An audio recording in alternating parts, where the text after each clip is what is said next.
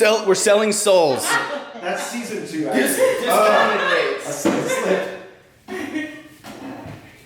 All I'm ever doing in my story is laughing. I love your stories, by the way.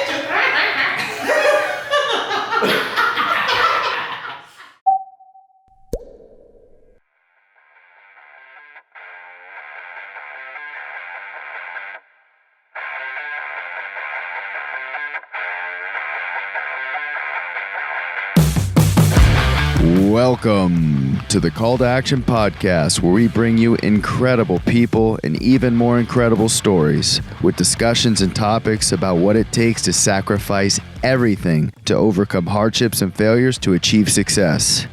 Our guests heard the call. Now it's your turn. Fucking hell. I love that. You have an addicting laugh, by the way. Thank you. Oh my god. Ever since I was in 4th grade, they used to call me Laugh Attack. Oh, that's great. That's a great one. Right? You shouldn't have told us that. See, now that it's out. She is crowned the Godmother of Silicon Beach, aka Laugh Attack, an entrepreneur and a 3-time founder. She's a highly sought-after transformational and mindset coach, an expert speaker with the U.S. State Department. She worked with over 4,000 entrepreneurs, 4,000, and over 700 startups. Named by Inc. magazine as one of 30 inspirational women in tech, and was featured with LinkedIn on International Women's Day this year and with Delta Sky magazine. Her career as an entrepreneur has revolved around breaking down barriers and rebuilding people into badasses, and is why she is such a sought-after speaker and profound executive transformational coach. As if that wasn't impressive enough, she's a single mother of twin boys, and as legend has it, she turned down the role to star in the movie Wonder Woman because human optimization takes no days off. Please welcome our guest to the show, Kashani. Ever. Welcome. We strive Thank to impress. you. Wow. That's how Damn. stoked we are to have you on the show. Yes. I will take it. Heck yeah. Heck yeah. You remember how you and I first met? Yeah, LinkedIn. Right. Yeah, See? I remember. That was LinkedIn plugs work, man. I told you. Wow. Yep. But yeah, we met The at a inner coffee weasel. shop. Yeah. We Yeah. talked a bit. We had and a then great conversation. We did. And actually we went back to your office and had more of a good conversation. And I took away an enormous amount of I felt like I could conquer the world after that. Yes. And you did that just because. And obviously, was trying to work. I had a startup that I was trying to get off the ground that we were talking about earlier, and didn't work out. But I honestly, that's why you and I, kept in contact, and I'm just very grateful for that moment. And Thank you. we're here how many years later, and now you're on our first podcast as our first guest. I feel honored. Thank you, guys. Thank you. It's a pleasure to be here. So, before we jump into your story and learn kind of like where you're from and your family life and growing up and where you are today, we're going to put you through a thing we call brain freeze frenzy. It's a little prefrontal cortex warm-up like you've never experienced. It's a wild array of questions to break the ice. Are you ready? And that squishy noise, by the way, wasn't what you think for the YouTubers. It's a stress ball that blows up. Yeah, no worries. It's just chilling. So anyway, that's what that was. Oh my god. It's exactly what you think it is. That should have been the question just for YouTube. What do you think that noise was? Anyway, Write us in the comment section below. I'm We'll just start gonna the keep my mouth we're gonna shut. keep rolling. What is one positive thing you can say about yourself today, and what are you most proud of yourself for? All right, redirecting attention back. I am extremely courageous and perseverant and resilient, and I'm damn proud of that. Absolutely. Amen. And you should be. God damn, that confidence, man. I'm about to go run a 10K right now and break a world record. Jesus. Thank you. Yeah, I mean, I've been through a lot of challenges in my life, and nothing has ever slowed me down. It's just made me stronger. So it's... Does that start with a particular morning routine? Or do you just wake up kind of breathing in inspiration and badass all day? I definitely took training. It definitely took training. I did a gratitude journal for a year. Oh. So I was able to really Wow. Like daily? daily. Yeah, for 1 year straight. And that really helped me develop a sense of gratitude when I wake up. So I don't feel like most human beings wake up feeling like, fuck, I have to do this. I wake up with, I get to do. Right. I'm excited and I'm looking forward to it. And the sky is beautiful and I'm healthy and my children are healthy. And, you know, it has definitely rewired my mind. So that's huge. I meditate a lot. Not necessarily in the morning always, but at some point during the day. Do you use an app to assist in that, or is it I did when I was in the beginning stages and not knowing what the hell I was doing. Which one did you use? I tried a few. So I tried, what's that one everyone uses? There's two. Headspace. We love Headspace. Okay, it wasn't my favorite. It's okay. Now that that's out. Yeah. Edit. Oh, Because- sorry. Is no, that like no. yours? No. It sucked. God. Glitchy, horrible No, it's design. not No. even- It wasn't that. It was just the style of meditation isn't my style of meditation. Gotcha. I realized guided isn't my thing. Oh, okay. Yeah, so that's why. Don't like to be told what to do. Nope. I'm like, picking don't that up. talk to me. I'm meditating. Right. Shut up. I need to get my inner zen and you're Yeah. interrupting it. So Yeah. sometimes it can be a lot more personal too, and people just like that space. Yeah. For me now, it's literally like I just close my eyes and I tap in. Okay. So what time do you wake up about? Are you like an it early changes. riser? Okay, so or- I don't believe in any of that bullshit about you got to start your day at 5 a.m. I Right. think that's horse shit. Like, I wake up when I want to wake up and when my body feels rested. Yeah. When I take my children to school, the days that I have them, obviously I wake up early because I Right. got shit to do. But when they're not, I sleep in a little bit, and I don't think there's anything wrong with that, you know? I don't Yes. either. Yeah, with kids, it's around 6, 7 a.m. Without kids, maybe 8 or 9, and that's fine. Like, I do my schedule in a way that I'm able to feel best about me. Good. Yeah. And that's important. Yes. You know? What's your workout routine looks like? And also, do you use any like pre-workout powders, or are you just a stone cold killer and just like get after it? Because I've seen that right hook on Instagram. Yeah. I mean, gosh darn. And the gold gloves. Good boxing God. is fun. I'm focusing more on weightlifting now, Heck, which so I love. What are you doing? Like, do you know a routine? Do you do I like have a trainer 2-day split 3 routine? to 4 times a week. Yeah, I have a trainer 3 to 4 times a week, and that's a lot of fun. And it gets me. It's like it really puts you in connection with your body. Big time. You know, like you feel yourself, and it feels good, and you feel strong, and you feel yourself getting stronger every day. Every time my numbers go up with deadlifts and whatever, I'm like, fuck yeah. It's empowering, right? Yeah, it's totally empowering. It feels so good. So that's what I do. And then I do cycling. But what is it called? Spinning. Solo cycling. Heck yeah. Hey, that gets in. Have you tried the Versa Climber class, Rise Nation? No, I haven't heard of this. Oh. What is that? Have Brutal. you tried you know what a Versa Climber is? Uh-uh. It's like a stepping platform that's like vertical. It was designed by an engineer actually originally back in I think the 70s, and it was for his son who played football. He tore his ACL, and it's a no impact cardio, but it's like you're climbing, and they have these classes, and it just kicks your butt. Cool. Big time. That sounds great. You should check it out. Yeah. Big time. I would love to. After the first minute, you're kind of like, okay. Dying. Oh, yeah. And then you realize there's like 20 more minutes. And it only gets Great better. feeling. FML. It only gets better and better. All right, shoot, go. All right. What's the last thing in your search browser history? Oh my gosh.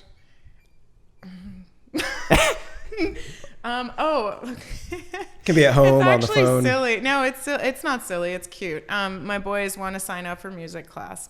Aw. Okay. What do they want So to play? sorry, guys. Nothing exciting. Guitar. Like We're not looking for an answer. We're not looking for an answer. Don't put that on me like that. Jeez Louise. you're what- asking a loaded question, bro. I know, I should have thought that one through. I cleared that browser history before coming in here. Yeah. I'm not sure. Private browser? What was your first car?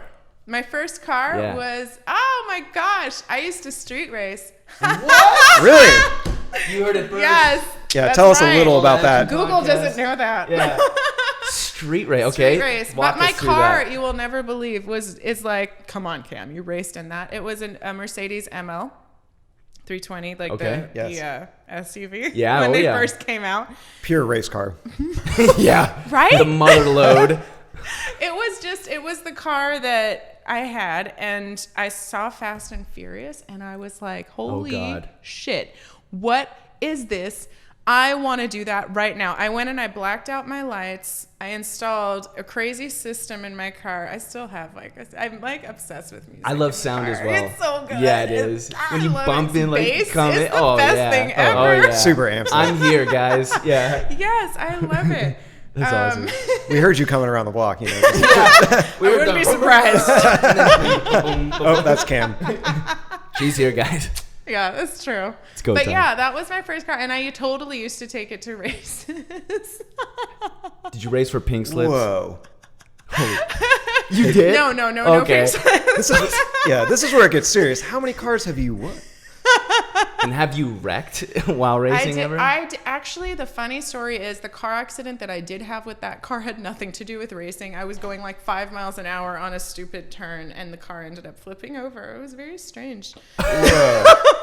And you're here That today. was when they realized that car was not. It was like in the beginning of the Top SUV heavy. days. It was what there's like a word that I can't remember. That's like the technical term, but they couldn't keep it grounded. Top heavy. Like it always just felt like Right. it was gonna fall over, and it It did. did. You're damn right it did. What's your favorite meal? Favorite meal of the day? Cheat meal. Oh, if I want to cheat, French fries and nachos. Oh, yeah. Dude. Hitting it right. Yes. We have some nachos a little bit later. Yeah. If you could go back in history and get drunk or high with anyone, who would it be and why? Oh my gosh, Richard Branson. Ooh. Wait, do you mean for real or like in my fantasy? Both? Preferably at the Let's same hear time. some stories. No, every time I think of like who's the person that I look up to and I'm inspired by, it's him. I love Richard Branson. I think he's awesome. I love that he's like a human being in his company. He's not like this douchebag leader. People feel safe and connected to him. He's a great family man. He's clearly extremely successful, and he gives no fucks. It's like exactly my kind The of trifecta. human. Yeah, he's got all Yeah. of it. Yeah, it's so great. I love it. But if I were to think about, I don't know, like for real, I feel like, I don't know. That's a good one. Yeah, I think that's it. That's a good one. I'll take it. What's your spirit animal? My spirit animal is a lion. She's bad. Ferocious. Ass. Yeah. Gets after it. Yeah, I think we're experiencing a little of that right now. I'm sweating. But so am I, though. So what does that mean? Yeah. It's hot in here. It's getting And hot. it's only heating up. Someone open up a window. Jesus. What's your favorite app on your phone? Oh, it's Instagram. Hell yeah. Yeah, It's a good I one. love Instagram. I know a lot of people sit there and say like, "Oh, it wastes your time." I only follow inspirational accounts and or people that I actually want to follow. I don't follow any of the Kim Kardashians and like those things that like kind of lower your vibration. I'm not into that. Or take a piece of your soul, you Yeah, know? totally. Or like, you know, like things that people can never actually become these airbrushed accounts and whatever. Like, who God. needs that? Airbrushed accounts. Yeah, this I is like solid that. advice. Yeah. Hey, that's Cam it's- Kashani hashtag airbrushed accounts. Like, fuck that. I don't need that. I look True. at the stuff that's uplifting. I feel uplifted after looking at my Instagram. Is that Wow. part of your, you know, your recovery back from your whatever portion of your life when you started meditating and like, okay, I need to change it? Is that kind of part of the formula? Surround yourself with positivity and that's and like engulf it? number one. Right. Yeah. Only surround yourself with happy, powerful, awesome And that humans. dives into social media, right? Absolutely. Yeah. Don't let And we'll yourself... dive into that topic a little bit. Yeah. I think that's really important. Yeah. 100%. Mm-hmm. So speaking of favorites, favorite body part on the opposite sex. Really? Yep. Oh my gosh. Told you, brain freeze frenzy. Don't be the first one to Okay, I get think I'm caught up. Thumbs. I'm gone. Bones. Well, okay. Can I answer this with energy? Yes. My favorite thing about the This whole thing opposite is sex, open. and other human beings would be energy. Like, if I don't care what you look like, Yeah. I want your energy to impact mine and I feel mean, there's nice. got to be a slight, like, there's got to Well, be yeah, some. I don't want you to be, I know. like, Yeah. Like there's Yeah. this side of the coin and then this one. And right, like, obviously. But it's a But flexible, overall, adaptive. it's a feeling that I get Right. when I'm with somebody. When I leave being with that person, do I feel better? So you're more intellectual than you would be the appearance, Oh aesthetic. yeah, 100%. Yeah, it's all about the human. Mm-hmm. I love that. Yeah. Great response. What was the last thing you did that you're glad no one saw? And I guess it might be It might be the bathroom toilet. not flushing. that whole scenario. Yeah, That took me a minute. I was like in there. I'm like, okay, I'm trying. It's not working. And then it's spanking. just Try Let harder. them know. Try harder. And then your toilet starts spanking me. Yes. The ghost toilet. Oh gosh, that was so good. Oh yeah. For our listeners, we had some Technical memorable difficulties. incidents. Yeah. Mm-hmm. With the John. Yeah. Next question, please. Let's. If you could ask the president one question and get an honest answer, what would it be? Ooh. Oh my gosh, I have so many that come up. If I had to choose one, what would I ask? What is your intention? Is one of my favorite questions to ask people. Yeah. What is your intention with your presidency, and what is your intention with what you're doing right now? And I'll keep the rest of it to myself. you know what I would ask Fair. him? Who made his toupee and does it tweet for him? Oh, that's amazing. That's amazing. Have you seen that Yeah. picture of it blowing in the wind? But Hilarious. Oh yes, it's a great. It's like it's so good. It's him, It's like that. so good. Not whatever the political bullshit stuff. Just the picture itself is just But unbelievably I have accurate. to say, I would love to have just a 1 hour conversation with that guy and But just get honest answers, right? Get to the bottom of like what's up with you and what happened to you as a child. Like I would love to just know. I'm fascinated to know what motivates him, what inspires him, what his intention is. I mean, we know it's a lot of ego, but like I'm just He curious. definitely beyond wears that. his emotions on his sleeve. It's unpresidential, But there's a interesting kind of concept there. Like, do we prefer a president to like wear his emotions on his sleeve or like hide everything? Because we've had those presidents as well. See, that's so why it's like yeah, it's but a hypothesis we're testing right now. Yeah, It's crazy. but the ego perspective is very interesting. I would love to actually. That's my answer. I'd love to have a conversation with him about ego. Yeah. So, this Mr. one's President, gonna if you're listening, please write in. Call me up. yeah. Get that number on speed dial. 310. No, I'm just kidding. Edit. This one's good. It revolves a little bit around, I think, what you've been doing lately as well.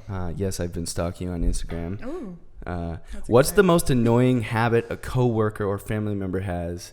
You don't have to name names, but Call to Action Podcast is about that therapy life, so feel free to blast off on whatever you feel. If you need to let something out, this would be a good time. But is there an annoying habit that like a family member does or a coworker you've had in the past that just like you want to grind your teeth? Okay, so I have an interesting answer to this, which is not the answer you're looking for, I'm sure. It's fine. But if somebody does something that quote unquote annoys me, it's a trigger. So I go within and I ask myself, why is this person's behavior actually annoying me? Because it has nothing to do with them. Right. That's a Wow. beautiful answer. Yeah, deep.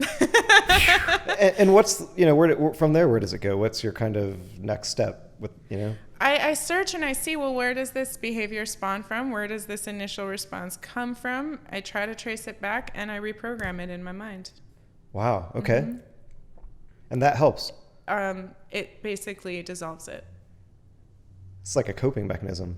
Wow. It's like So a you've worked very transformational hard. mechanism. Ah. Yeah, I've worked really hard on myself. You I'm have, a like, this different human than I used to shield be. of like tools Yeah. Yeah. that you That's just. what I try to share with people. That's so awesome. Wow. It's already working. I mean, Seriously. if you guys in the audience could feel the energy today, Yeah, I if mean, you it's- can't feel it by yeah. now, you're soulless. Stop living. it's jazzed up just here. stop. Yeah. It's That's why it's so hot, people. Yeah. We're gonna need you back down about an 8. Okay. I think we're up at like 11 or 12. Yeah, see, I don't do that though. As we take shots, I'm just kidding. Yes. It's tea. Or is it? Go ahead. Next question. Yeah, and on that, if coffee was an illegal drug, what would its underground name be? If it was an illegal drug, what would If coffee was an illegal drug, crack well, cocaine? I don't know. Thank you. I don't drink coffee. It's too much. You guys feel how much energy I have? Right. Coffee would make me go like, yeah. Too much? Through the fucking roof. Wolf of Wall Street level? It's like Gotcha. really high.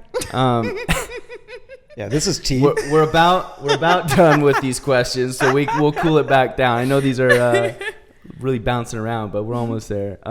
If you could call yourself 10 years ago and give yourself advice. Oh, I love her. So 10 years ago, let's see. Oh, I was so clueless in so many ways. I would really tell her I love her. She's amazing. She's perfect. She doesn't need anything outside of her to fulfill her. And that she really needs to just focus on building her and building herself. That's beautiful. Mm-hmm. Yeah, which from everything sounds like that's exactly what you do. Yeah. It turned out that way, but it would have been nice if it were a little sooner, but it's okay. Hindsight's always 20/20. Yeah. We're not born all knowing, although some come close.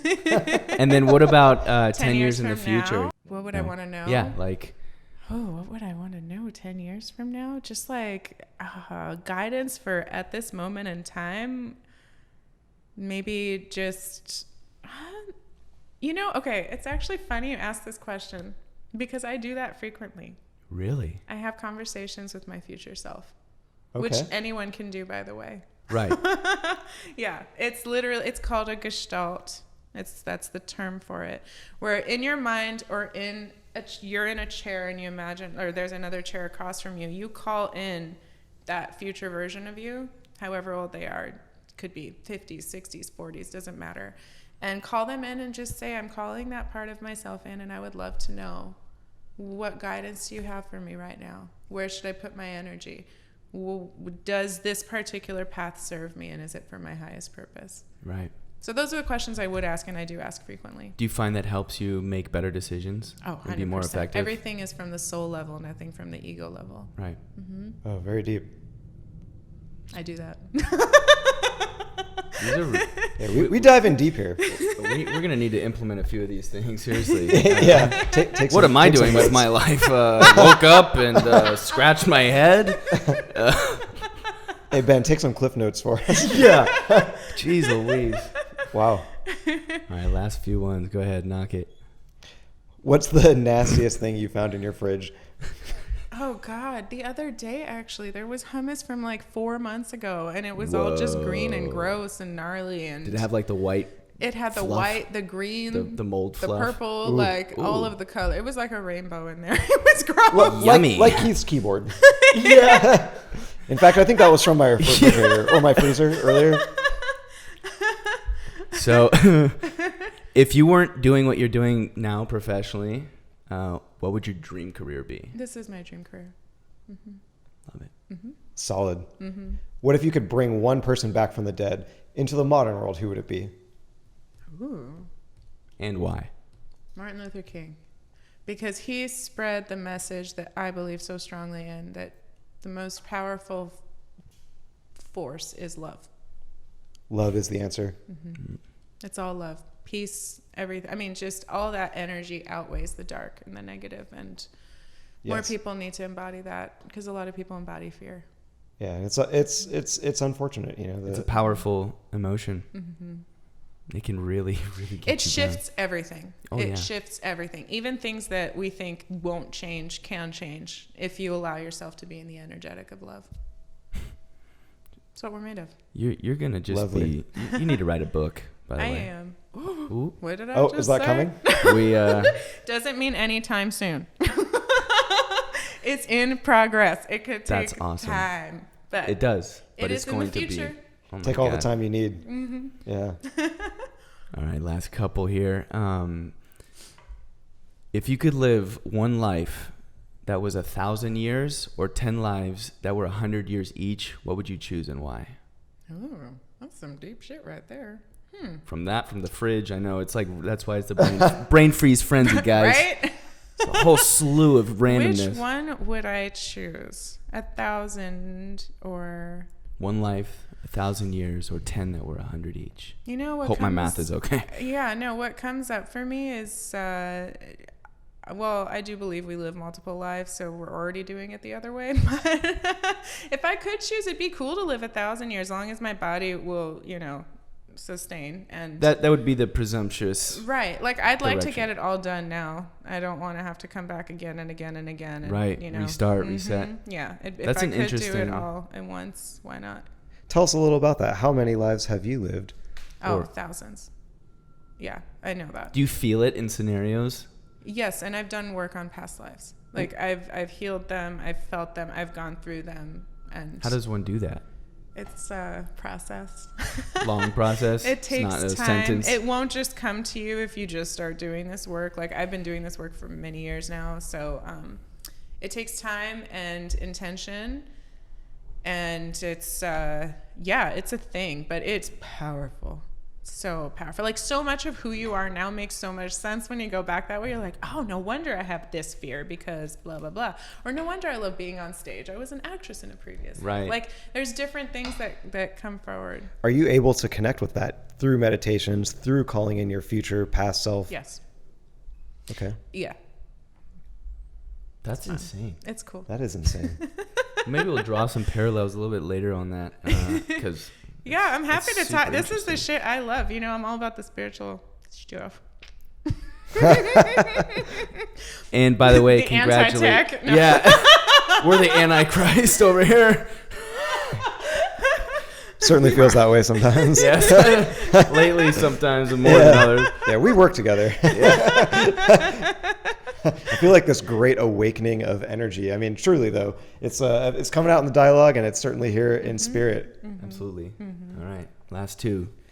If you could only choose one platform to post your content on, and the consequences for not following the rules are death penalty by electric chair, what would it be and why? That's hilarious. For someone who breaks all You will the die. rules. Yeah, by electric chair.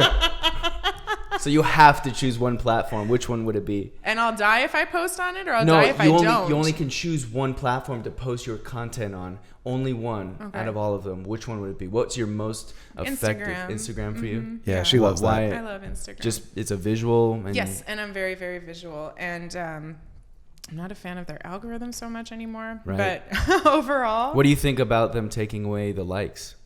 What are your thoughts that on that? was like, what the fuck? Mine literally dropped in half. But who gives a fuck? If you're doing it for likes, then you're doing it wrong. Precisely. Yeah, there you go. Yeah, so I don't really care. I feel like it's a no barrier way to be able to get to a large audience. Right. And you separate your business account from your personal account properly, right? Like, do you I'm have gonna different actually strategies? begin to try to integrate them together. I want to see how I Interesting. can do that. Yeah, right now I'm super on the personal side, and I think I'm even private at this time. I don't know. I don't remember. You were the other day. I'll let you know. Okay, yeah, it's possible. I mean, I go in and out, but like, Right. I think my goal at some point is to integrate the business and the personal stuff together, because that's who I am too. Yeah. I just want it to be representative of me. Right. If money weren't an object and there was a set path to success, what product would you invent right now to make your life easier? To make my life easier, or others? Yours. Selfish. What product would I invent? Is an aggravating scenario in your day to day that you're like, dang, I wish there was a product or something for this, or, No. no? Life is good. I feel like if there was an answer to this, you would have said it solved already. Yeah, no, I don't know. There are moments I'll have where I'd be like, it'd be cool if, but there's nothing like striking inside my mind right now that's like, I wish this existed. Well, It'd be cool if conscious dating existed, though. Conscious dating. Conscious dating. Explain a little Yeah, bit. what would that entail? Yeah. Like, instead of the mindless swiping, bring in a conscious component into it. Let's instead of sitting there and telling everyone they need to be with somebody, like, no, you don't. You're fine alone. Like, come from that place. Self-love. Coming from a place of self-love and then integrating different approaches into the online. It doesn't have to be online. It could be in person, whatever, dating, to make it more conscious. But do you think people in general have that capability and capacity to be able to think like that? Because, it takes education. Took you in a lot of time on working on yourself, right? That's kind of... But the alternative is you just exist through life and you don't live it. That's true. So And nobody is truly alone. Yeah, ever. Yeah, you feel that way. Oh, yeah. No, I've got a posse. It's 1,000 of my former selves. And you not only have a right hand man, you have a right and a left hand with your twin boys. So Yes. Right, I do. That is my posse. My As a babies. twin myself, I have a twin sister. Speak a little bit about your boys. Yeah, tell. OMG, they are fantastic. They are so fun. I love them so much. My heart explodes when I tell them. that story last night. He cooked you dinner. Okay. I know, And I'm creepy. Did you see what he could? No, it's fine. Did you see what he cooked me? Yeah. Okay, spinach, That's impressive. avocado, and carrot cooked. Like, he knows My what wife his doesn't mother even eats. cook for me like that. He understands I eat really clean, and he's like, here you go, mommy. I know you're gonna love this. I wish I could put bread in it, but I know you don't eat bread. Like, it was so Oh cute. my God. It was so cute. And then the other one comes. Stud. He's gonna be a stud. Oh God, I know, and I'm gonna. Be careful. I know. Mama Bear comes out. Oh, I know. And then the other one comes, and I had a $20 bill that I was gonna do something with. I don't remember what. And he brings it, and he goes, "Here you go, mommy. I know it's already yours, but I'm giving it to you." Is there some magic just in twins? I mean, There's so much magic. energy-wise. They came into my life, and they showed me my true strength. They were literally pillars of light that were born and changed me. And forever I'm grateful to them for that. Of course it's difficult. Of course I have moments where I just want to go like, what the fuck? Yeah. and it's all worthwhile. Oh my, yeah, absolutely. Or a quick, or that, you know. that, exactly. Yes. No, I have moments where I'm like, what the fuck did I get myself into? But at the same time, so beautiful, so fulfilling, so much love. Like, I die. I love them so much. That's awesome. Yeah. Well, woohoo! Yes. You got through the brain Yes. freeze frenzy. I did. You did. Yay. We're finally done. That was supposed to be That was 5 a minutes. pass. It turned into a little bit longer, but you know how we do. Happens. Who edits these for brevity? Exactly. This is a car ride podcast. We're not that cheapo 10-minute podcast. Get in and out. We like to That's dig right. deep and get it raw. So, well, before we kind of jump into what you're doing now and your successful self, and we want to know a little bit about kind of the foundation, how it got built from the start. So kind of, can you tell us a little bit about where you grew up, your family life? Yeah, so I was born in Iran. Born in Iran. Born in Iran. Tehran, Iran. Wow. Yeah, and during the war, like height of the Iran-Iraq war. And I was literally born into like bombs and shit. Wow. My dad was, he's a physician, and he was a physician in the front lines at that moment. So he was actually not physically there. And my mom had me on her own. And as soon as I was born, my dad actually got released, which was awesome, but only for temporary. And then about a year down the line, they decided we cannot raise a child in this environment. And it was right before and right when it was becoming the Islamic Republic. So Iran used to be a free place. Women would wear skirts. Right. And it was not at all what it is right now. Yeah, big changes. Yeah, and So my when mom it almost freaked went out. backwards. It did go backwards. And it was such a forward nation, too. It's such a shame. But Interesting. And I've heard this also from other Iranians here. You know, have spoken similarly. Yeah, it was definitely a I mean, there's just such incredible stuff that's come out of there. But Do you have very vivid memory and recall of, you know, being there, born? How old were you when you had left? I was only one. So Okay. we escaped fake passports. My dad had to actually get on a horse and like run away through the Turkish mountains. That's incredible. Yeah. Wow. Yeah. Me and my mom, fake passports. We took airplanes and he took a horse. He took a horse. He's galloping through the mountains. Like, oh my God. And he met us like 6 months later. We were in Turkey until our paperwork got approved and we were able to come to the U.S. Wow, that is a Wow. real. It's a story. So you guys escape Yeah. bombs and war. Yeah. You come, where do you guys land first? So Turkey initially, a little brief stint around Europe to get our Right. paperwork in order, and then we come to LA when I'm 2. Direct to LA. Direct to LA because my grandparents were here. Okay. My dad's side, and he was doing his doctor work. Like he had to take exams and whatnot. So we stayed with them for a little while. Then he got accepted into residency in New Jersey. We moved to New Jersey for a year. That's where you have a little accent and Is these it? little slight words you said I've noticed, and I wasn't quite sure what it was, but I think it's just the way I emphasize. maybe that could be it too. But that's what okay. Maybe. And then we lived in New York for a minute too. So you're in New Jersey, you're in New York, and then we came back to LA. I've been here since I was 6. Where about New York? Brooklyn. Okay. Oh, nice. Yeah, still fun today. Love going. It's so different now than it was. So ghetto back Right. Right. And that's the We got kind of life robbed, cycle. like 4 times. Yeah, this it was is true. nuts.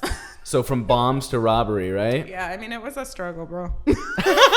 Yeah. The areas kind of recycle every couple decades. And right now it's a great place It's to be. beautiful now. Yeah. Oh, yeah. 100%. Yeah. It's beautiful. My family left that area as well. Probably Oh, about really? the same time for similar reasons. Cool. So- Yeah.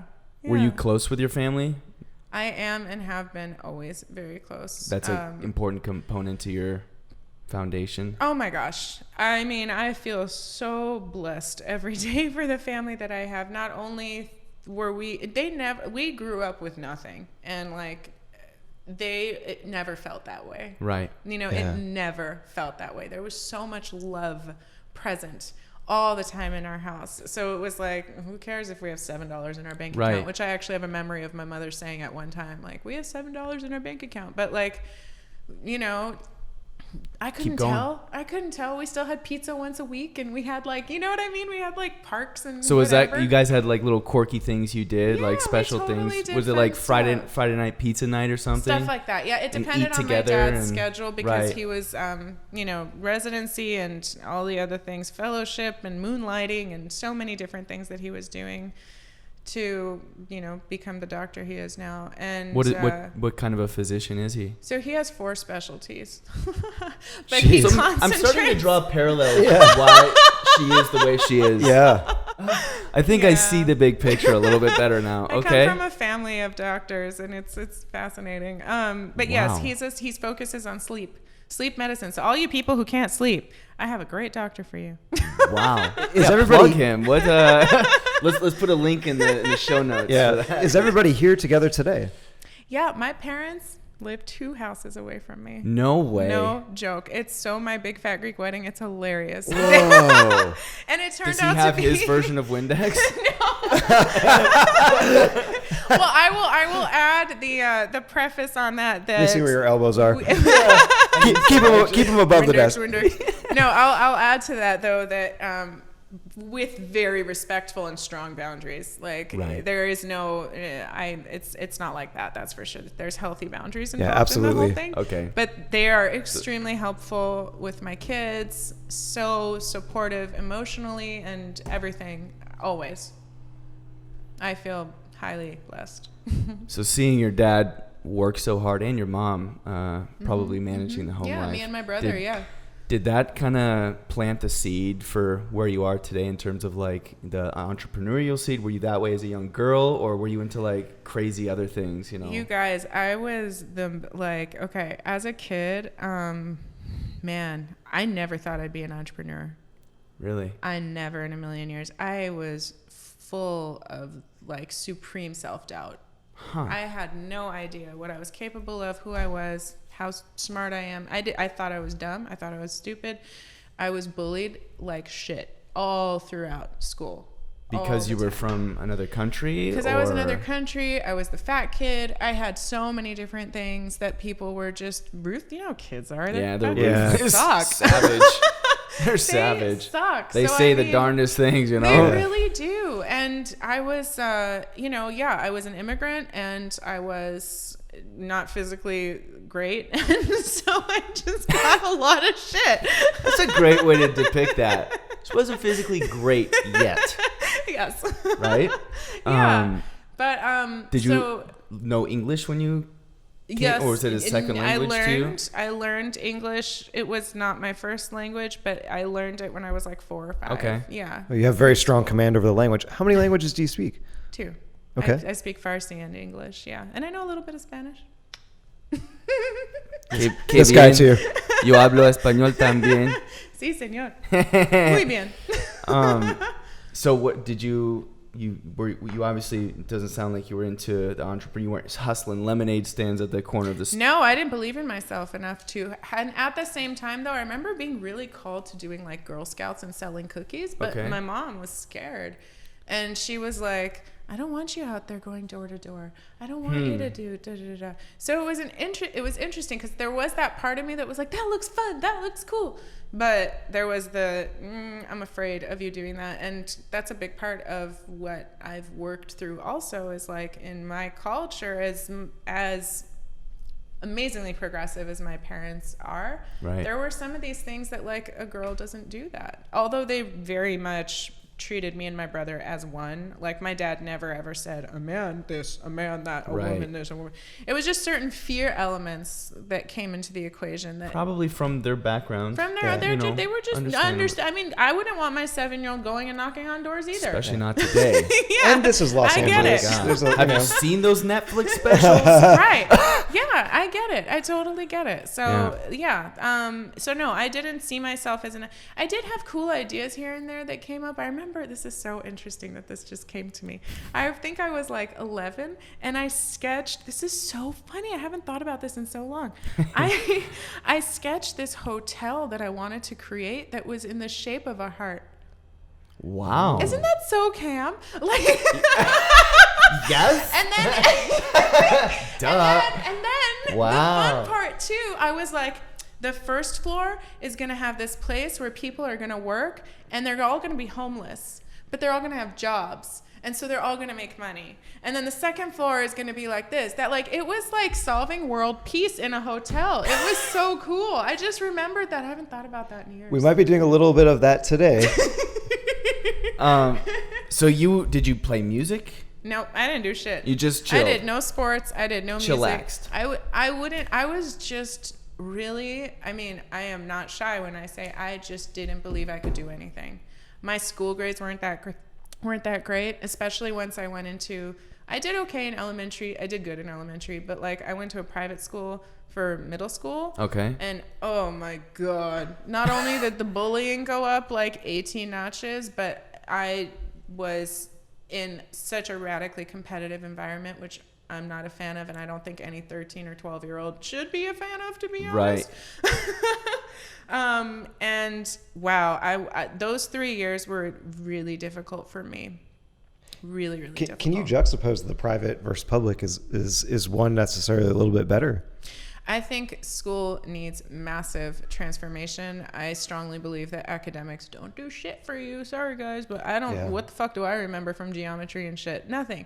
What matters is building the human. Yeah. They need to incorporate this kind of shit into school as opposed to focusing so much on the academic side of things. We need to focus on building the person. So if there's a private school that has that element involved, awesome. But if it's just a private school because it's a private school and it's harder and it's got a name, I can give two shits.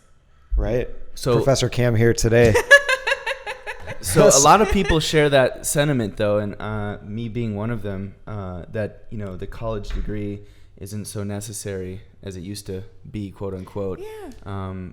What would be something you would change? You know, your boys are going to eventually end up getting to an age where either they're going to choose to go or not. Are you supportive of them chasing something different, a different path, or are you like, you know, they should go the college route? I don't think should exist. The word should be deleted from our English language. I don't think college, if they don't want to go, I'm not going to be like, you are not enough unless you go. Like, Right. that is probably the worst approach to do. I'm always a proponent of further education. I mean, I'm still continuing. I just completed my 2-year certification in spiritual psychology at the University of Santa Monica. Like, wow, congratulations. Thank On you. top of everything else you're top of doing? everything Was else. that like night class? How did you fit Jeez. that into your schedule? Oh my I made gosh. it work. It was one weekend a month. Okay. Like Friday night to Sunday night, but like 12-hour days. It was intense and it was a lot of work. And I'm so glad I did it at the same time. That's my kind of school. Right. Yeah. Yes, the school of healing and empowerment. That fits perfectly. Puzzle piece completed, you know, Yeah. like And you're so hyper local. I mean, really, just in the community, Santa Monica, you know, so much is a part of you. Real quickly, how would that better be phrased? Well, should takes the responsibility away from you. It makes you dumb. It's as if you're asking a higher authority outside of yourself. What you, that's an quote, interesting unquote, should say. perspective, actually. Yeah. So take responsibility. Do you want to do it or not? And it's you. You know the answer within yourself. It's your calling. You know what is right for you. If my kid comes to me at the age of like, I don't know, 17 or 16, he's like, I'm not sure if I'm going to go to college. I'll talk it out with him. I'm not going to be like, you are going to go to college. You should. This is the route. Blah, blah, blah. What if college kills his soul? What the fuck do I know? Yeah. I have no idea. I was fed that myself Yeah. growing up. Right. And I actually dropped out of college to There you pursue my initial career. Yeah. And then I was so much happier in those moments when I was like, everyone's telling me to stay and do this and do that. And I didn't, and I did what I wanted to do and what felt right to me. And it's set me in the right course of where I am today, you know, and putting myself in new positions, but being comfortable in those. Yes. And that is a powerful, Yes. and it was hugely fear-based. Yes. Just what are people going to think of me and my Right. image? And then I had one moment, I was just like, you know what? Fuck it. I'm just going to go for it. And I did. And man, that was the best decision I ever made. And look at By you far. slaying it today. See? Exactly. We're trying. We Yeah. all are. I feel like that was a big spiritual awakening. Just you know, maybe it can do a little remapping in our own brains. Absolutely. So what, you know, you went through high school, you weren't enjoying your time there. What got you into your eventual first startup? What was that section, that missing gap puzzle piece? Like, how did you get to your first startup? Yeah, great question. Let's see. I went to college. I did that whole thing. I had a job. Where did you go? I went to Cal State Northridge. I've had a few friends go there. Yeah, I went there for my undergrad. I got my MBA too from Loyola Marymount. That Great school as well. That was fun. Yeah. That came along a little later. Let's see. After college, I got a job as in the medical field. Really? Yeah, as a marketing director, I think it was called. And The official title. yeah, something like director of marketing. I don't remember. Right. I was like 22. But yeah, it was a good, quote unquote, good job. And I hated it. I hated it because I felt like my soul was dying. More than anything, and actually, yeah, more than anything, it was like what I really felt not aligned with was the culture of just being in this place where you knew people didn't want to be there. And it wasn't like, I mean, it was a beautiful company. They were doing great work. It was Right. helping humans Right. and patients and all of that stuff, right? But it was just like not my thing. And I remember coming in and observing this and being like, I don't think these people know why they're here. They don't realize they're in the business of patient care, that they're in the business of saving people's lives.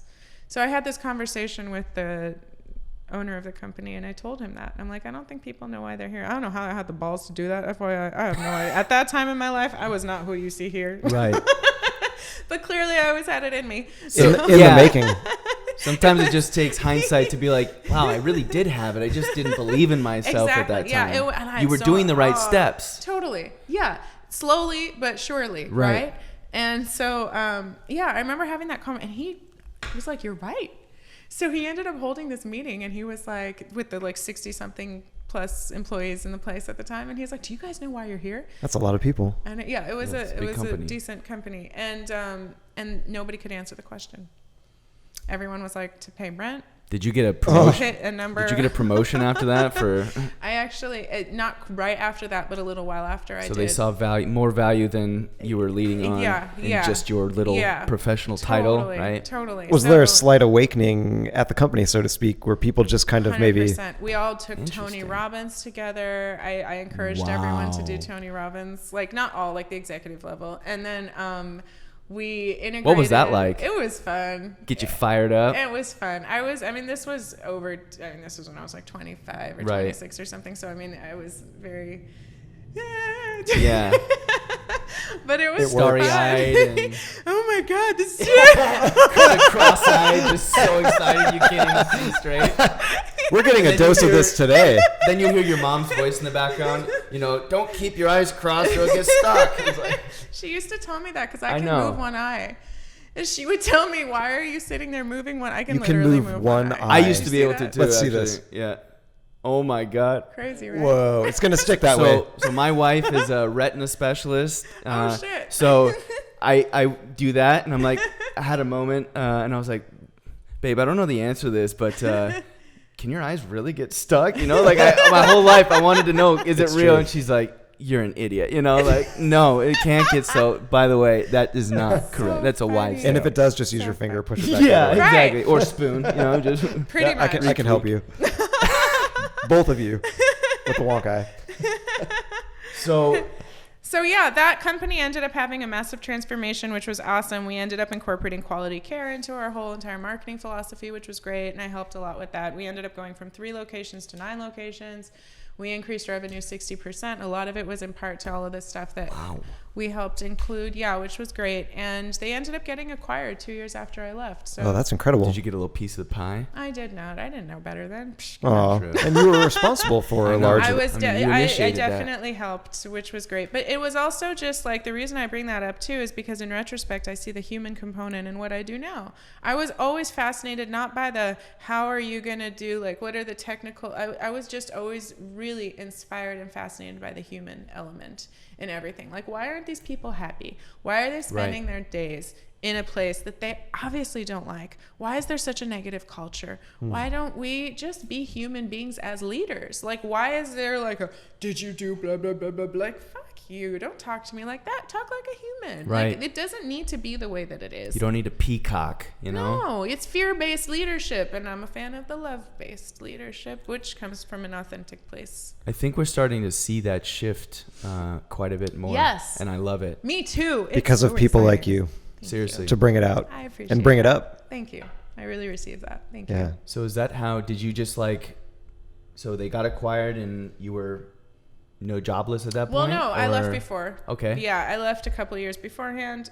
That's when I started my first company as a co-founder, and that was actually a medical company. It was a medical tech, med tech startup before they were a thing. That's still hot business still today. Hot. I know, and this was like 2008, and by the way, bad timing because of the Great Recession. Right.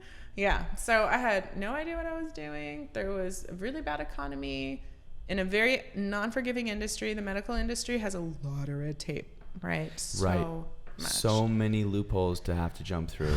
Would you say no industry is recession-proof, including medical? I would say that the only thing that is recession-proof is yourself. So as long as you're investing in you, you'll be okay. Just keep going, keep going. Yeah. So see how I always bring it back to the human? Yeah, but isn't that just a real key nugget? Yeah. Yeah, 100%. For everybody listening. Invest in you. So how long did that last? So, okay, that was the biggest, no, it wasn't the biggest, but it was one of the biggest failures of my life. Maybe probably the biggest. Well, I don't know. It's not like it's like a scale, but like that was a huge failure. 2 years, $200,000 of our own money, 3 customers. Who's we? Me and my co-founder at the time, who's now my ex-husband. Okay. At that time, we were boyfriend, girlfriend. Okay. Cute. Yeah. Soup's cute. Yeah. How did you guys meet? College. In college? Yeah, we met in college. We were together from when we were 19. Did he just swoop you off your feet, or did you do that? It was a mutual, like, who are you? Okay. And then we were like best friends before we ended up getting married. Well, we got married many years later, but before we became a couple. Okay. Yeah. Mm-hmm. So this was, the medical startup. This was the medical startup. Huge failure. Definitely had many moments of what the fuck am I doing with my life? Blah, blah, blah, blah, blah. And then... familiar sentiments. Oh, yeah. Very natural. I mean, we all have those. It should not feel like something's wrong with you. I think that's the problem, is that there's so much judgment of the self that comes forward when you don't do something, quote unquote, correctly. But if you remove that judgment and you accept it and you just look at it as it is, just as an event, and you take it to mean growth, make failure mean growth. Human beings can apply meaning to anything, right? So make the meaning of failure mean growth, and you can shift your perspective, heal, and move forward. So I did that without knowing that I did that, I guess, because I wasn't conscious of this kind of work back then. That's the second time you've kind of just kept moving in the right direction. That's a theme. Thanks. Yeah. Very conscious. We're going to try and draw parallels here and like put the timeline together. The cam elements were there. Perfect. So they were always there. Yeah. You just needed to needed to get rid of the shit in the way, exactly. right? Which is what I help people do. I help get rid of the shit that's in the way of your true, powerful self. Yeah, and it's happening right now. It's happening today. Yes. A little spiritual enlivening. I love it. But yeah, so that ended up leading into my next company, which was Coloft. And how did that happen specifically? It was like we were in a transitional period, didn't know what we were going to do. And then what year is this? This is 2009. So there's not much of a tech scene There's in nothing LA. in LA. There's There's nothing virtually in LA. There was one event every 2 months with the same 90 people. There was no big success story yet. There was nothing. Are you talking about like a networking meeting or what meeting? Yeah, it was. Is this in Santa Monica? It was in Santa Monica. It was called Startups Uncensored, and I'm sure anybody who was I've around heard back, of that. It was run by Jason Nazar, who was the CEO of DocStock back then. I think Right. he's doing something else now, but like, yeah, it was a great event. It was amazing, and the point of it is that the startup scene was very tiny, like non-existent on a map, right? It's almost like a bunch of people just hanging out, right? Well, I mean, they were trying to do But- stuff, but nothing had put LA out yet. There was no money. There was no venture capital. There was no- nothing. Yeah, there was nothing. And so it was all up north. Right, exactly. People kept going up there. Right. And so all these different elements started coming into play, and I had no connection with the tech scene back then at all. There wasn't one anyways, but like I didn't have any friends that were entrepreneurs and technology founders. My friends were in dental school, business school, Right. medical school, and Doing I the was set naturally. doing that path, and I was like the crazy one, me and my my ex. And so, you know, it was weird, it was different, it was scary. There were so many different emotions and feelings that were going through it. But what happened was we were up in San Francisco on a business trip for like a random side hustle that we were doing. And we ended up in a co-working space. And we were like, what is this? This is so cool. All of these people are doing different companies, but they're all sitting together in the same place. And it was super mom and pop. It was like a small place with like their sofa from home. You know what I mean? I don't know even what it was called. How was the energy there? So good. We Lively ended up meeting, and energetic. Yeah, and we ended up making like 5 connections in like an hour, and we're like, this is really valuable. Let's look for something like this when we go back to LA. And we didn't find one. And you said, bing. And the concept of Coloft was born in our minds. Interesting. Yeah. Oh, there you go. Yeah. So you went up there with a completely direct, different- exactly a direct, plan, and you came back with a new another. direction. Yeah. And so what happened was we learned the very hard way how not to build a company. Oh, I'm familiar with that. Tell us some of the growing pains, especially to bootstrap such an early endeavor like this. I'm happy to give you the overview of what that looked like. So what happened was we come back, we're like, this is a great idea. We need to do this. But we just failed so hard. Can we do this? Were you married at that time? No, we were still just, I think we got engaged at some point in the first few months of Coloft or something. Yeah, that's around the time frame. But we were living together and whatnot. And so we did it the lean startup style before the lean startup actually became a book and a movement. So what we did was I reached out to all my family and friends, although again, nobody was in that world whatsoever, but I was like, fuck it, I'm going to hustle and I'm just going to send out as many emails as I can. And there was social media, but it's not as huge as it was today. Right. But we did have Facebook. We did have Twitter. There was no Instagram. There was meetup.com, which was also really big back then. So I created a meetup, a Facebook, a Twitter. I emailed all of my friends. We put up a fake, and when I say fake website, I mean we put up something, koloff.com, coming spring of 2010, when it wasn't. Like, we had nothing. Right. Okay. And this is like November of 2009. We had nothing at all. There was no space. There was nothing. But we just, let's see if there's any interest. Test, right? You got to yeah, test let's see if the there's market. interest. Like, go ahead and put your email in here. Somehow, with the work that I did with the, gathering of the humans, we ended up with like 250 email addresses, which That's impressive. How long did that take? A couple weeks? 4 weeks. Yeah. Yeah. So there was a 4 clear weeks. need. There was a clear need, a clear want, and I think there was an authentic approach that Koloff had that was really needed at that time, because the premise of it was, why isn't there a place for us, an AA for entrepreneurs, so to say? Right. And that was the energy that was directly shown through it. And physically, you guys were where in LA? West LA? Okay. Mm-hmm. We were in West LA, but we really, and I always loved Santa Monica. There was Right. something about Santa Monica. So once we saw the response, we decided to survey these people. And we sent surveys out, and we got a pretty decent response rate with the surveys, which What was were so you cool. asking? Very specific questions. Again, we learned the hard way. Targeted. Very targeted. Like, okay, for example, we wanted to know where to allocate our resources. Do you guys want a space that has like cool shit like vending machines, or would you prefer to have nice chairs? And everyone was like, chairs. Right. So we ended up getting IKEA tables that were like $20. Heck yeah. And $2,000 seats. Yeah. And Aeron chairs from a Wow. Citibank. Those are the best. From a Citibank going out of business. We used the recession to our Wow. advantage at Good that for time. you. Oh, there you So go. We got them at like an eighth of the cost. So we knew that if this tanked, we can always sell those and make back We'll our make a money. profit on the chairs, though. Yeah. What a good strategy. Totally. It was perfect. So, and then also a big thing was like everyone wanted natural light.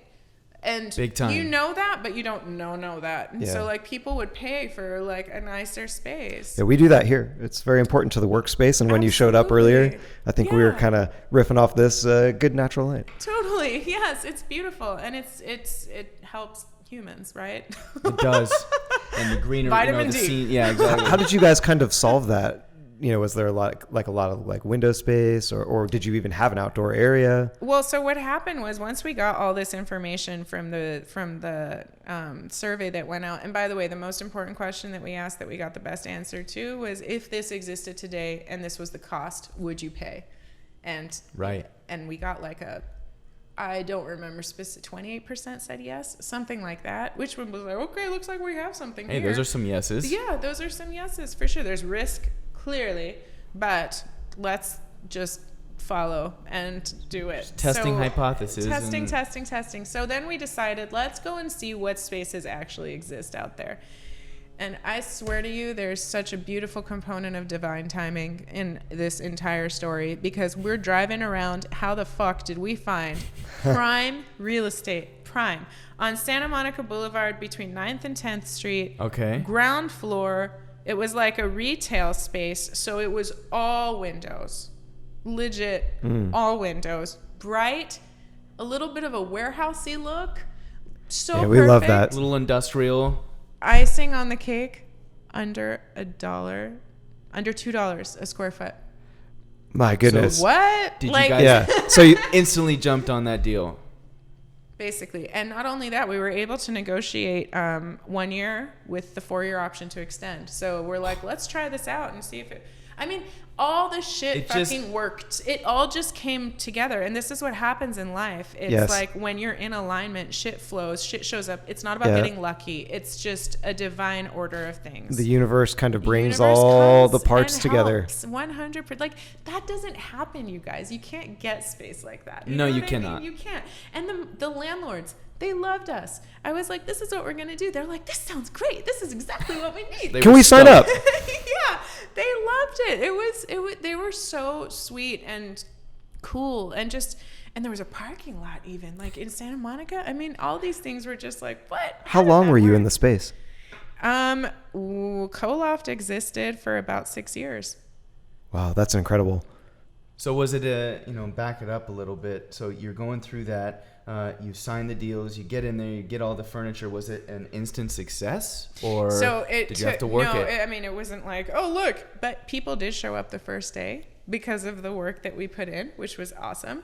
It took us 4 months to break even, which was wow, that's amazing. very fast. And anything prior to a year, that's great impressive. success, right? and it only shows the know-how in what you guys were able to build. Well, and what we built was a community.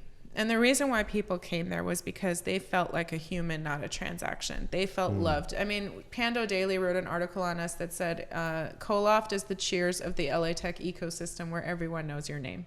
Oh, I love that. That's yeah. spot on. Yeah, and that's what it was. It was a family. People came in, they felt like they were part of something. Every event that I did, every little thing that was there was added value. It was coming from a place of like, does this add value? Is it aligned with the why of why we exist? We exist to empower, inspire, and be a community. Does it all align and fit? We had a no investor policy. Investors weren't allowed to come in there for a very long time because it became a pitch fest. Oh, hey, Right. Listen up. Yeah, like it was unless we had specific events around with investors involved, like they couldn't become members, for example. It would kill the vibe, right? And it was such a beautiful community, and that's what made it so successful. It ended up becoming ground zero for the LA technology ecosystem. It ended up spawning thousands of startups. We had over 1,800 come through our doors, including Uber LA, Instacart, ZipRecruiter, Wow. the early Tinder team. All these guys came out of our space, and it was freaking glorious. It was such a beautiful chapter in LA startup history. And Ben and I so wish we could have been here to be a part of that, I mean, you guys, it was so nice. Like, That's to so this cool. day, I literally just had a few people, we call them co-lofters, Okay. reach out to me a couple weeks ago and be like, can we have a reunion? We miss this. Like, Aw. to this day. How cool is that? Well, that speaks enormously to you and Thank you. who you are and how you are with people. So Thank you. I think that's everyone kind of understands that right about now, especially with your energy. But do you have And any the cool stories from like those founders? Like, did anything Yes! like hit us with? Yeah, there was, oh my gosh. Okay, so. Get ready. Put your seatbelts on. If you guys have heard of an event called Startup Weekend, Yep. it is now a Techstars program, but before it was independently run. And I remember the guys. I'm good friends with the guys who were running it at that time. And they were up in Seattle, and they decided to do an event in LA. And so I became a facilitator with them, which was another story and so awesome in itself. But anyways, we hosted a good amount of startup weekends at Coloft, which was also just huge in terms of creation of the ecosystem. And I want to say this, the third startup weekend that we did was in early 2011, and Ashton Kutcher showed up. Heck yeah. Okay, I'm literally walking Ashton who? around. NBD. I mean, I'm literally like walking around in the space and like, hey, how are you guys doing? How are you guys doing? What is Starstruck. that? And he walks in with Demi Moore. They were together at Beautiful that time. man. And I'm like, And woman. and I run and I look for someone. And I'm like, Ashton Kutcher's here. Ashton Kutcher's here. And then I'm like, what? Was your husband like, pull your shit together, Cam? He's the one I ran to. I'm like, Avesta, Ashton Kutcher's here. He's like, no way. He got pushed just your face and, he like, got ran just over. as into I think it. he heard about the feeling of this place. Yeah. And he just needed to check it It out. was so cool. Well, what ended up happening was one of the attendees at Startup Weekend at that time was a fellow or something significant at the Kauffman Foundation. I don't remember what his role was. And he knew him somehow and randomly reached out and said, do you want to come and judge this event? So he ended up showing up, and he did. He ended up being a judge for that Startup Weekend, which was awesome. From what he ended up doing was the winner of the Startup Weekend that weekend, he ended up investing $1 million in 3 days later. So that was like such a Wow. cool story. I've heard he's quite an entrepreneur himself. Is that true? Oh yeah, 100%. And he's the nicest guy. He was so cool. Him and Demi Moore were both super chill, super nice. But the fact that he came, volunteered his time, and then sat there and was like, this is a legitimate business, and invested $1 million of his own money, like literally on the spot. It took him 3 days to do it. it was such an unheard of. inspirational that's a story miracle for everybody there too. They were like, and then all of a sudden Startup Weekend at Koloft became literally bigger deal than like any concert in the world. We sold out in 6 minutes after that. The Startup Weekend that we had after that, and that's like 200 people. Like in 6 minutes we sold. It was so nuts. You remember Wolf of Wall Street when like it was 3 hours? It was like $27 million or something, or 30 minutes, whatever it was. You probably had a little glimpse of that, you know? Yeah, it was like, you know, what people are, you know, the unicorn dream or whatever. Right. Like, while some of that stuff is like, don't work towards that, but like also anything is possible. So you're Anything feeling, is possible. you're You high felt then. You're there like, was you know, such steamrolling. Such a high. Success Yeah. is coming in. Yeah. Everything's so going cool. well. Obviously, Koloft isn't around anymore. What point, when was that tipping point when it just...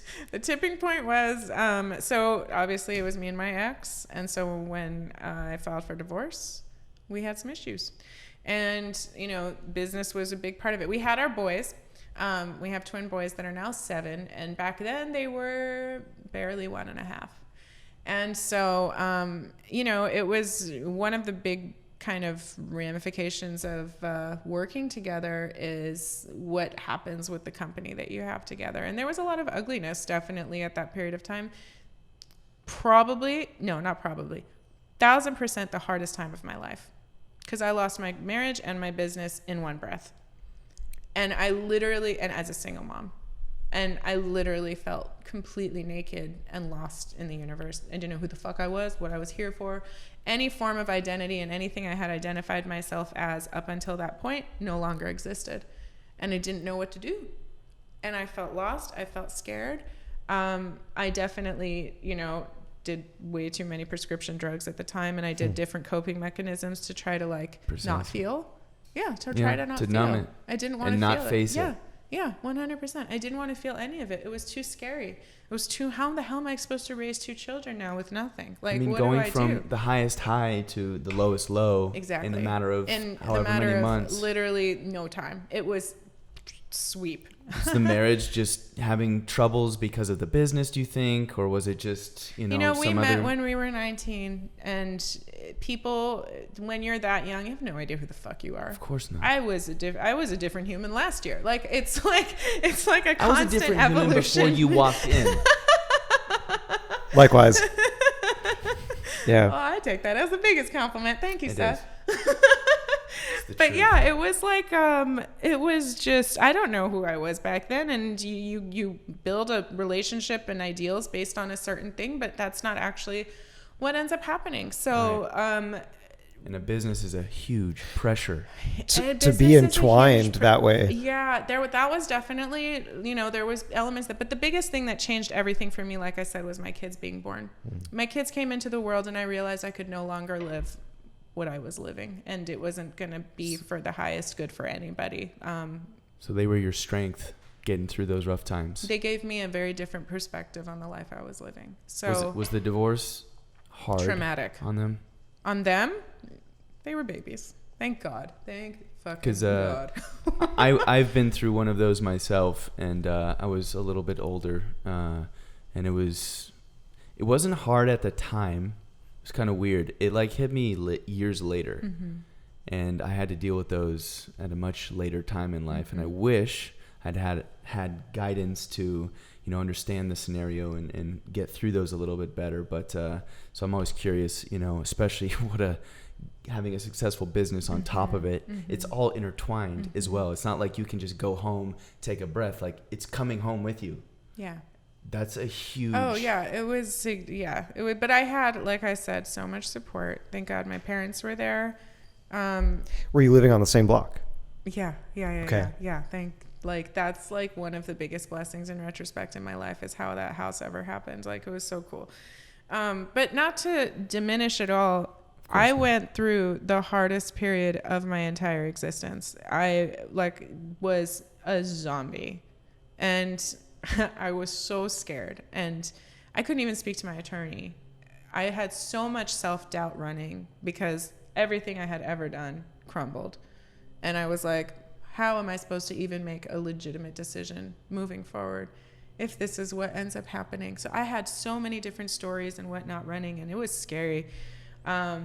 What happened was that is what presented at that time is what presented my, like I got exposed to the world of transformational work.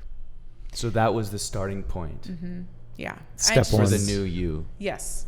I had a moment where I realized that I'm either going to end up being a victim or I'm going to be empowered. You had that internal conversation with yourself. It was like a snap, like a spark that all of a sudden, and I'm like, I don't give up. And this came from within. Yeah, it came from within.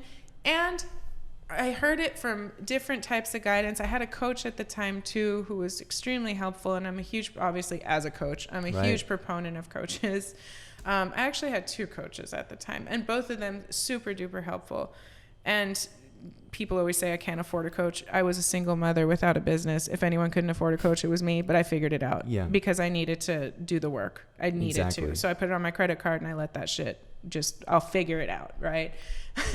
And let it simmer. Huh? Exactly. Yeah, you can figure it out.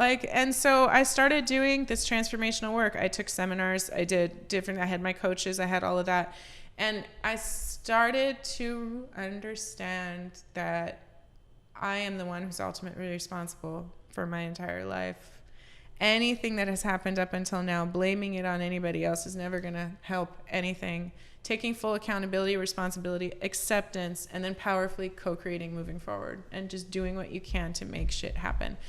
And it was a massive awakening and shift for me. It was huge. I was able to forgive myself, which is the biggest barrier to anybody's success is self-forgiveness. And I was able to forgive my ex. I was able to forgive anything and everyone involved in the situation. Let go of all that burden and weight. You seem incredibly free. I mean, to come in here, have all this dialogue, and even just, folks before, even getting started here, I mean, just the freedom is in the air. It's in the spirit. Thank you. Yeah, I've done a lot of work together. So it is working. Kind of hit a little pivot on that. Like, you said in an interview a couple years ago that entrepreneurs especially end up becoming attached to their product. And that's what ended up happening to me. So I think that really rung true for me. You almost lose yourself in an identity to a business. That's exactly what happened to me. I was Call-Off Cam. So who was I without it, right? And attachment is a human condition. This is something that all of us are innately running. It's a part of the conditioning. It's a part of humanity. And so what happened was, or what I've learned is, and what I preach is to detach. What are you making your work and your identity mean about you? And why are you not enough alone? And so doing that work around that. I am enough. Yeah. I don't need to have an external anything define me, company or not. Be fluid, right? Like none of this means anything. Be water, my friend, is one of my yes. I have that written in one of my blog posts. Yeah. Be agile like water. It's like, that's Bruce Lee, be like water, right? Yeah. And it's crucial and it's difficult, but it's liberating.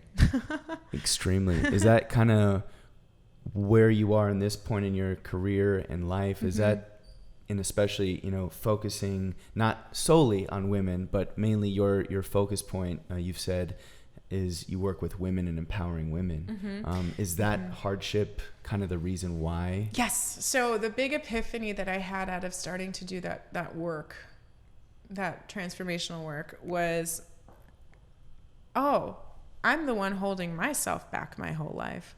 You're your own barrier. The only one who stops you is you, right? And that was a huge realization for me. Although you hear it, it's another thing when you feel it. It's just something else when you get it and it integrates in your body and you're like, oh my God. Why did it take so long to get here? Totally. But also understanding that everything had to happen in the divine order that it happened, and otherwise you wouldn't get there. Exactly. So not being attached to the time either, right? It sounds so simple, like talking about this like now, but man, when you're in it, when you're in it, you're dying. Oh, it was so much suffering. I cried for days and nights, and I was literally in the fetal position in my bed. and just like, fuck this shit. I mean, I can't even, like, it was horrible. But the big epiphany coming out of it was, oh, I'm the one holding myself back my whole life. And then I was like, I want to help other people realize that, because I had such incredible transformations from coaching. And I had already worked with how many entrepreneurs and startups, advising and mentoring, and Through Coloft and through Startup Weekend and through other things that I had been doing. That I was like, oh, I'm already doing this without knowing that I'm doing it. Like, life prepared you right into the direction. Exactly. Like, I was working with so many people, and I loved working with people, and they loved working with me. They were always like, Cam, your energy, blah, blah, blah. Like, that's a comment I've gotten for a very long time. Isn't that the truth? Thanks. And so that's what happened, was like, I'm going to be a coach. And the fun little part of the story was, I was in Kuwait. I got a random call from the State Department. This was the universe at play. Again, right. Divine order. Out of nowhere, I got a phone call. And they're like, would you like to come down to Kuwait and speak as a female entrepreneur, inspiring and empowering the women and the youth in the Middle East in a program proven to ward off terrorism by building community and entrepreneurial projects overseas. And I went, you want me to do world peace? Fuck yes. There's the calling. Yes. You heard the call. Legit, right? How long did The it call. take from like being in a fetal position to that point? 9 months. So it's almost like it's like a newborn baby in a way. Isn't that fascinating? That's crazy. Yeah, it was like a gestation period. Yeah. And how long would you say it takes to really transform oneself? Everybody's different. Okay. I never like to give anybody a time frame. It's so different for everybody. And for me, getting that call was such a big sign to me that, like, I'm ready. And being there, being in Kuwait, speaking to these women in the Middle East, and how interesting that I'm Middle Eastern too. That was another parallel. I was Right. Like so wow. much of it was just coming together. And I'm there and I'm like, I am here in order to do this. It was such a purpose-driven trip. And I just had such huge, holy crap moments. That was the moment I decided to become a coach. And I have been ever since. And it's been awesome. So tell us what you're doing now. Like Well, that's what I'm doing. I'm coaching and empowering. What are you utilizing the new degree that you just? Yes. Like what are yes. those? That's obviously Totally. you're doing transformational coaches. You've Yeah. been doing that for a while, but like Yeah. what's the new there's step? it's like what I'm really focusing on right now is helping women connect with and embrace their divine feminine in a leadership capacity. And so when I say lead from love, the ultimate love is the divine feminine. She is powerful, she is inspiring, she's authentic, no one fucks with her, and she loves everybody. That's so cool. That is. I think, Ben, you have one of these. I do. So you know. I do. And you've seen he a little embodies. bit of it, but it gets pretty intense. It's divine. It's amazing. And so helping women really lead from this powerful, authentic place is so just exactly what I'm supposed to be doing. And so I do lots of talks around that. I'm actually leading a workshop tomorrow morning around it, which I'm stoked about. Yeah. Is that it's super- local? Yeah, it's at the Riveter in West LA. Oh, that's Okay. huge. Congratulations. Yeah. Thank you. I'm congratulations. super excited. It's literally called Embracing the Divine Feminine Within, and divine feminine in a leadership capacity. And that's your title. Yes. Are these Love workshops something you're building into more? Yes. Is this so the I'm first going to one? be doing, this is the first one around Okay. this topic, which is awesome. And I'm definitely going to be doing more of them. There's going to be a lot more of these things. I want to do masterminds. I want to do, retreats. I want to do different things that really just serve. This is my purpose. My purpose is to help serve and help the woman and just really see her power. A woman sees her power and I'm like, it's the best feeling in the world. And I'm so sick of this catty competitive bullshit. It's never resonated with me. I've never ever understood. I understand it, but like we don't need it. Right. Like, it's time to move past that stuff. And so really helping women understand that it doesn't need to be that way. And I understand how in a workplace and whatever environment, it can seem like it needs to be that way. It almost becomes a survival game. But like, I help women really tap into the tools and teach them the tools to be able to walk around as their divine, powerful, badass, perfect self, without that self-doubt running, without those negative stories running, and really just be able to lead from that place as well. Do you see a lot of do you call them clients? What do you? Yeah, sure. I mean, just for my humans. Streamline, your humans. Do you see them coming to you, especially the women? Do they have a lot of trouble with like harassment in the workplace? Is that some of the problems you see, or sometimes there's the biggest thing that I see, to be honest, and yes, sure, harassment exists. There's a lot of these external components that exist, but the biggest pattern that exists is a story of I'm not worthy, I don't deserve it. Which, how does this show up as, what is it called? What is that syndrome called? I just forgot. Do you guys know what I'm talking about? Imposter syndrome, Thank you. perhaps. Yeah. Yes, that one. Yeah, that just slipped my mind. Talked considerably in the tech industry. I don't know if this applies everywhere so much. I think it's everywhere. It's a human condition. Jennifer Lopez had that big story. I don't know if this is years ago, but when she was doing $100 million in sales and whatever, where she came back and she goes, I don't deserve this. I feel like an imposter. I mean, that's an internal story. That's something within that needs to be healed. Yeah, right? and we hope nobody truly harbors these feelings. Hey, and if they do, listen to the podcast. Yes. Well, and you more are not importantly, alone. to get to Cam, who can help you get through them. Yes, I can help you Absolutely. get rid of these There things. is help. Yes. And it is possible to walk around in that really powerful place where none of that shit exists.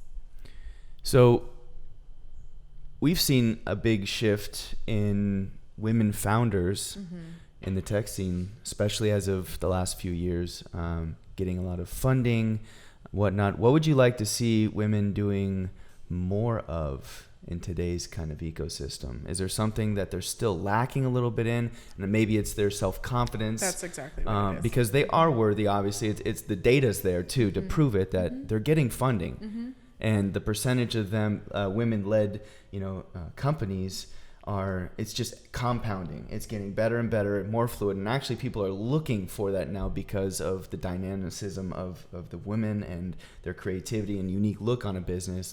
But obviously there's some things that maybe they're still holding themselves back. Is there a few little traits that you work with or notice in your clients? So yeah, totally. What it is stories that they've created on their minds based on past experiences. This is how humans are, conditioned to be. We go through experiences in our life that end up resulting in certain decisions that we make, and we end up creating a negative dialogue in our head. And that negative dialogue is the biggest detriment to your life. That dialogue can become your best friend. And that's one of the biggest things that I help people overcome is, what is that voice inside your mind telling you? Is it a story that empowers you and inspires you and that loves you unconditionally?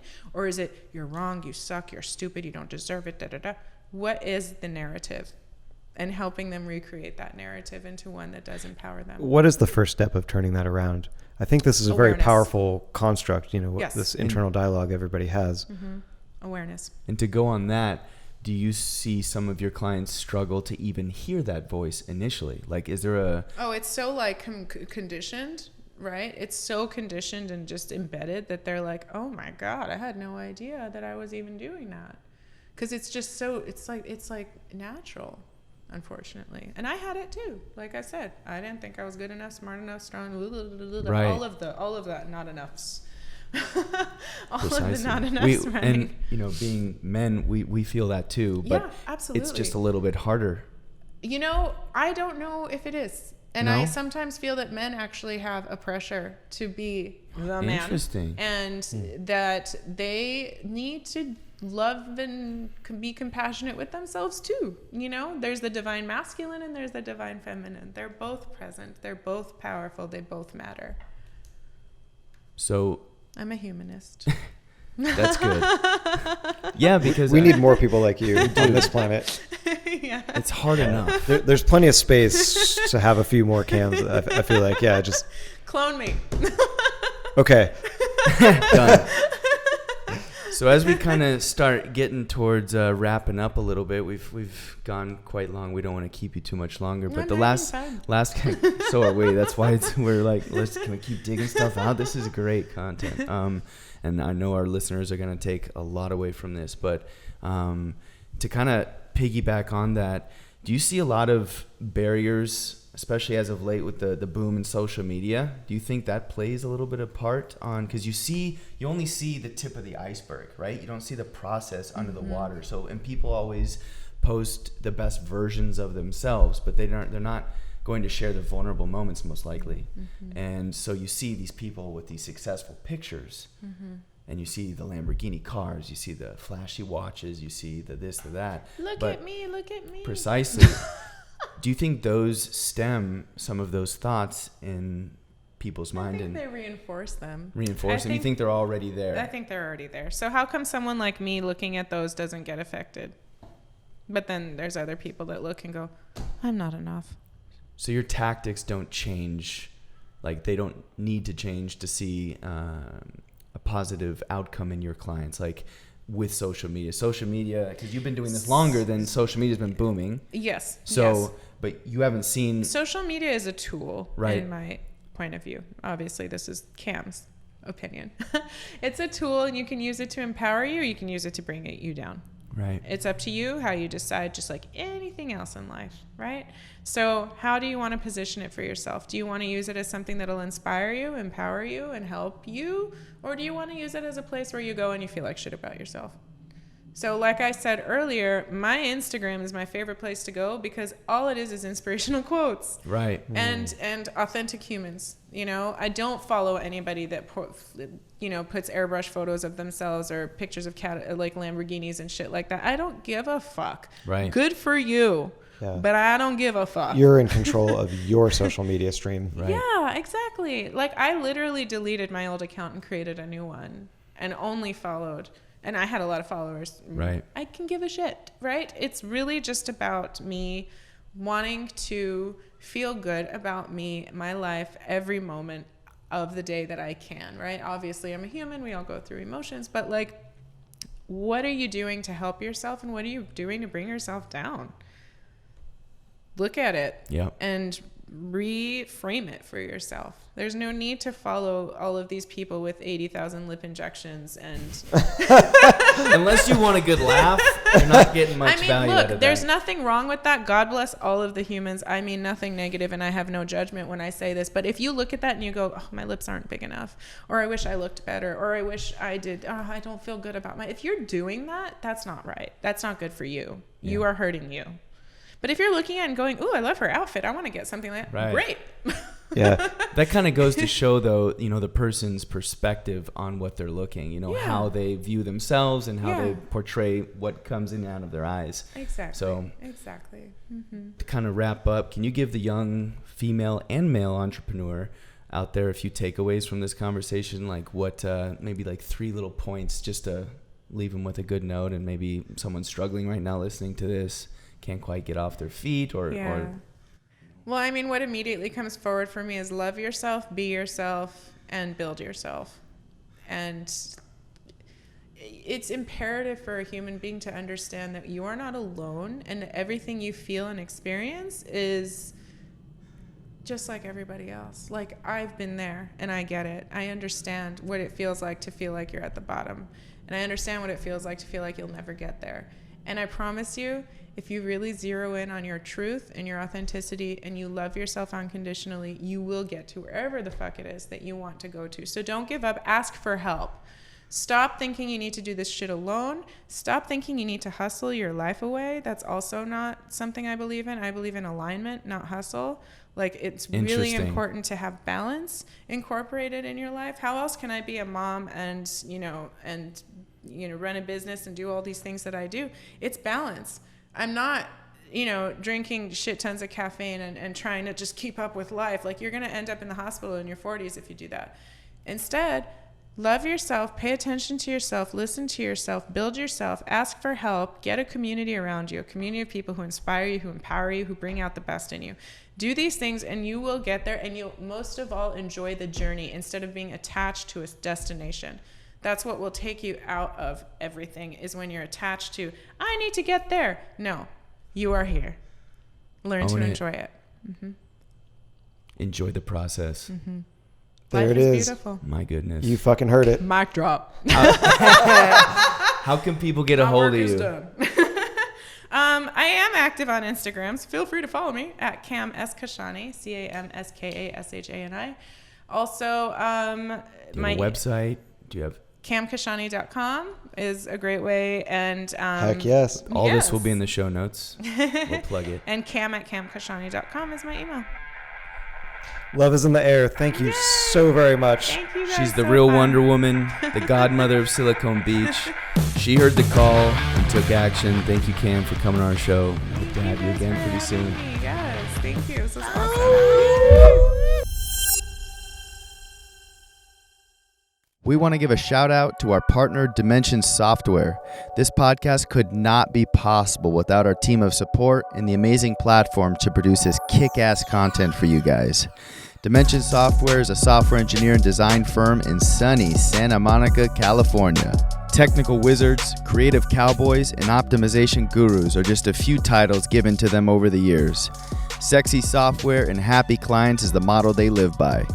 Whether you're in need of a mobile app to launch your next big startup idea, or to create a new sales funnel for your existing business, or you're opening an e-commerce site and need Shopify experts to help create that juicy SEO, viral content creation, sexy branding, and everything else you need to get your business running smoothly and efficiently.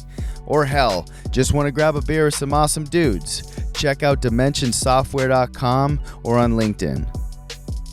This episode is also brought to you by Passwordless Login, an e-commerce plugin that makes customer login process effortless and lets them focus on what's really important. Shop until they drop. Here's a crazy fact. In the US alone, a single customer registers over 100 accounts to one email. And guess what? 75% of us duplicate passwords. I know it drives me bonkers going through the password reset process, or even worse, getting locked out of my own account from trying too many times. So stop wasting your customers' time trying to remember security questions like what street my first kiss was on. How the hell am I supposed to remember? Well, you don't have to, because Passwordless Login creates a magic link for your users to click, and boom, they're in. No hassle, super convenient, and a happier customer, which means one thing, my friends, more conversions. So if you're an e-commerce business and want the most secure and customizable login process on the market, visit the Shopify App Store and search Passwordless Login, or email support@dimensionsoftware.com titled Passwordless Login, and they'll get you hooked up. Let them know we referred you in the email with hashtag CTAP for Call to Action Podcast. That's Charlie Tango Alpha Papa, and you'll get up to a 15% discount on your first year subscription. We're super stoked to take this podcast journey with y'all. You're going to love our guests and their stories. And you can check us out on our website, dimensionsoftware.com, and connect with us on our LinkedIn at Dimension Software. Hit us up, even if it's just to say what's up. All of this will be on our show notes at the end of each episode. And smash that subscribe button if you find our content useful. Again, I'm your host, Ben, and this is Call to Action Podcast, Command Q. And this is Keith. Have a kick-ass day.